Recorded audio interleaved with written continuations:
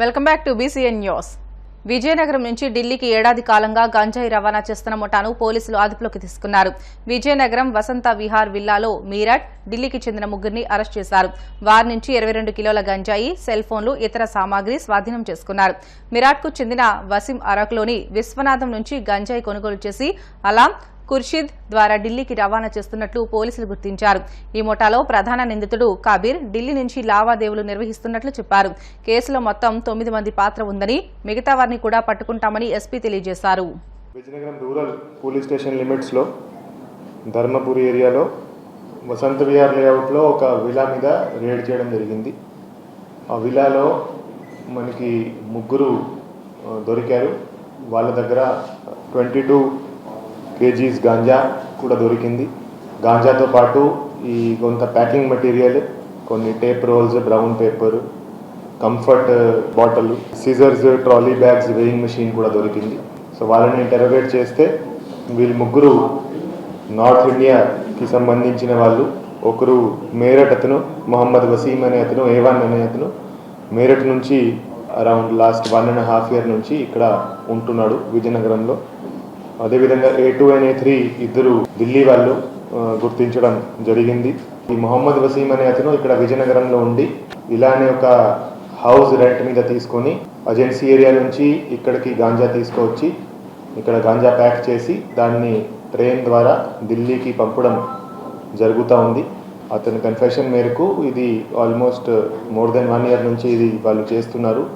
విజయనగరం టౌన్లో వేరే వేరే ప్రాంతాల్లో వాళ్ళు ఈ ఇల్లు రెంట్ మీద తీసుకొని దాంట్లో ఏజెన్సీ ఏరియా నుంచి గాంజా తీసుకొచ్చి ప్యాక్ చేసి ఢిల్లీకి పంపడం జరుగుతూ ఉంది. వీళ్ళ అందరూ బాస్ అంటే ఒక మొహమ్మద్ కబీర్ అనే అతను కూడా ఢిల్లీ అతని డైరెక్షన్ మేరకు ఈ అంతా నడుస్తూ ఉంది.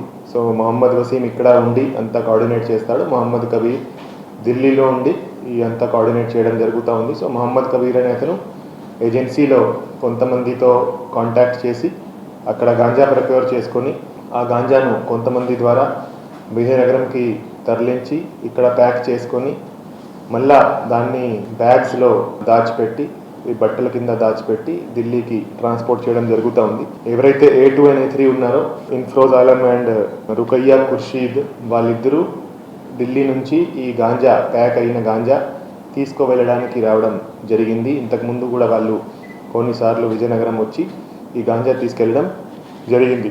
సో ఇదంతా చాలా సఫిస్టికేటెడ్ మేనర్లో, చాలా ప్లాన్డ్ మేనర్లో వీళ్ళంతా ఆర్గనైజ్ చేసి చేస్తున్నారు.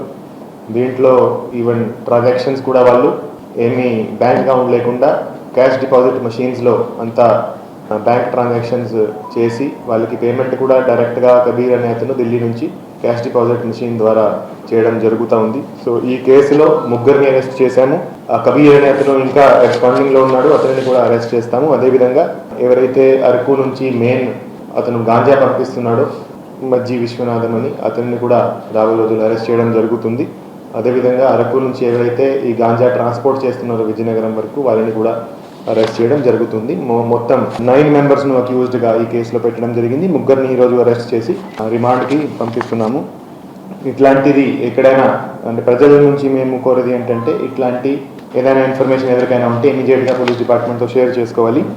మీ ఇల్లుని అద్దె మీద ఇచ్చేటప్పుడు kindly check the antecedents of the person you are giving your house on rent.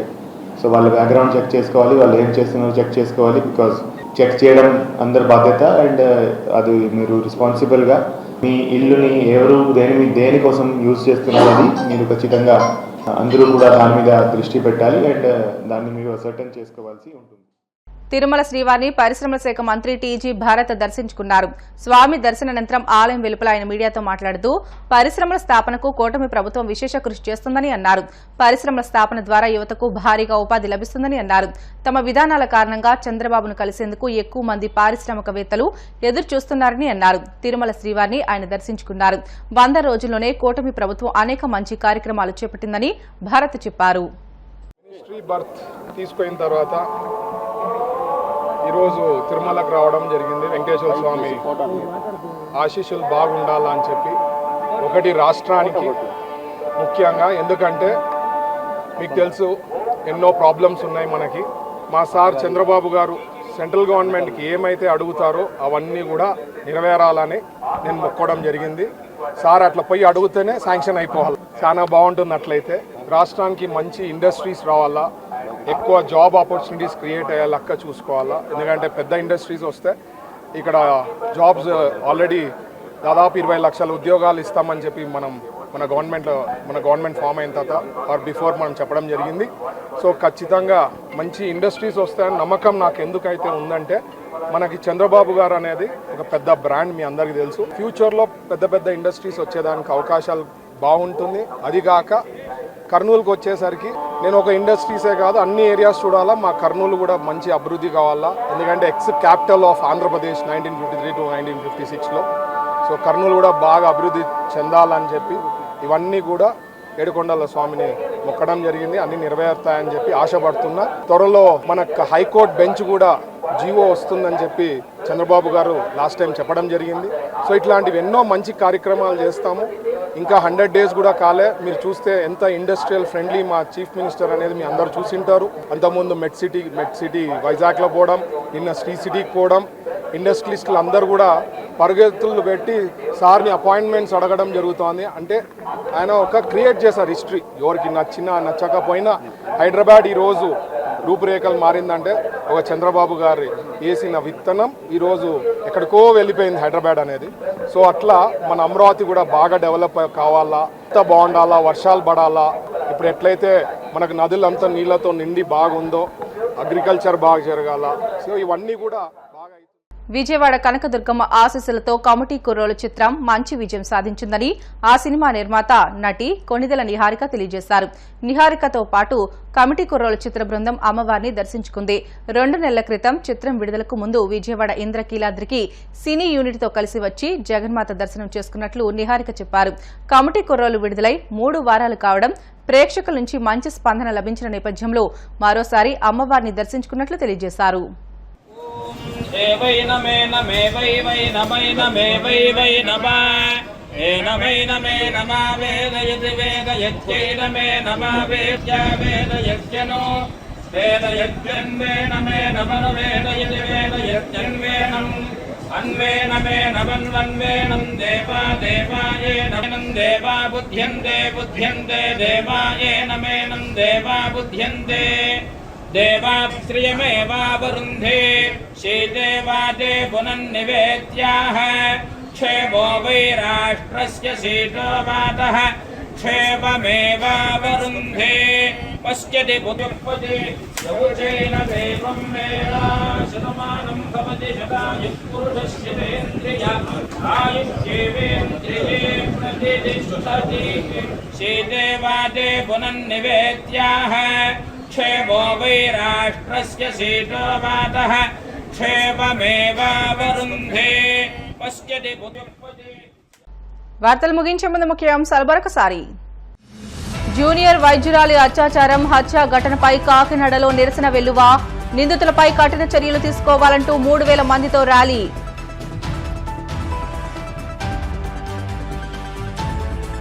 Srikalahasteeswara దేవస్థానంలో ప్రత్యేక పూజలు.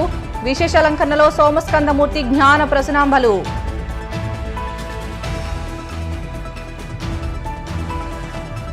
నర్సీపట్నం ఏరియా ఆసుపత్రిలో చికిత్స పొందుతున్న చిన్నారులకు పరామర్శ. అందుతున్న వైద్య సేవలపై అనకాపల్లి జాయింట్ కలెక్టర్ జాహ్నవి ఆరా.